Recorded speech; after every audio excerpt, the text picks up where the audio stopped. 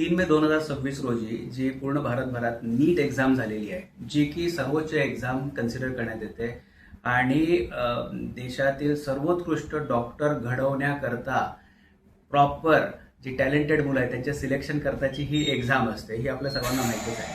काही दिवसांपासून अशा काही बातम्या होत्या की पेपर फुटलाय किंवा काही गेस्ट पेपर जे आहे सोशल मीडिया थ्रू विकण्यात आलेले आहेत. तर ह्या साधारण अफवा होत्या, परंतु कालच्या तारखेला 12 मेला एनटीएने हे कन्फर्म केलं की ही घटना खरोखर घडलेली आहे.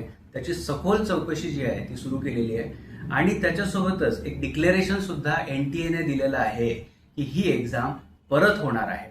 आता ऑब्व्हियसली जर ही एक्झाम परत होणार असेल तर असे बहुसंख्य विद्यार्थी आहेत ज्यांनी ऑनेस्टली ही एक्झाम दिलेली आहे. अशा विद्यार्थ्यांचं काय? कारण मी स्वतः बरेच वर्षांपासून नीट लेवलचे कोचिंग घेतोय आणि असे खूप सारे विद्यार्थी असतात जे सेन्सिटिव्ह असतात, ज्यांनी पूर्ण इमानदारीने काम केलं आहे. 14 तास 15 तास या एक्झामसाठी प्रिपरेशन केलेलं आहे. अशा विद्यार्थ्यांचं मानसिक खच्चीकरण यामध्ये झालेलं आहे. बरीचशी मुलं सांगतात की सर डिप्रेशन आलंय, अँझायटी जनरेट व्हायला लागली आहे, रात्री झोप लागत नाही आहे.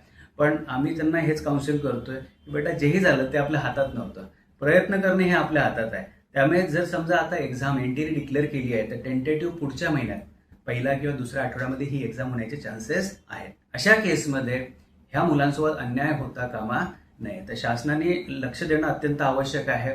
आता नीट एक्झाम लागलेली आहे तर मी विद्यार्थ्यांना एवढंच आवाहन करू इच्छितोय, तुम्ही इमानदारीने अभ्यास केलाय, ऑनेस्टली अभ्यास केलेला आहे, तर तुम्हाला आणि 1 महिना अभ्यास करणं अत्यंत आवश्यक आहे, जेणेकरून तुमची जी मेहनतीने तुम्ही सीट मिळवणारच होता या एक्झाम मार्फत, ती तुम्हाला तुमची सीट तुमच्याकडेच राहावी. त्यामुळे पूर्णपणे मित्रांनो प्रयत्न करा आणि कुठलाही वेळ वाया न जाऊ देता तुम्ही परत अभ्यासाला लागा. डेफिनेटली भविष्यात अशा घटना घडणार नाही यावर एनटीए आणि शासन खबरदारी घेईलच. चव आहे कोल्हापुरी, गोकुळ लई भारी.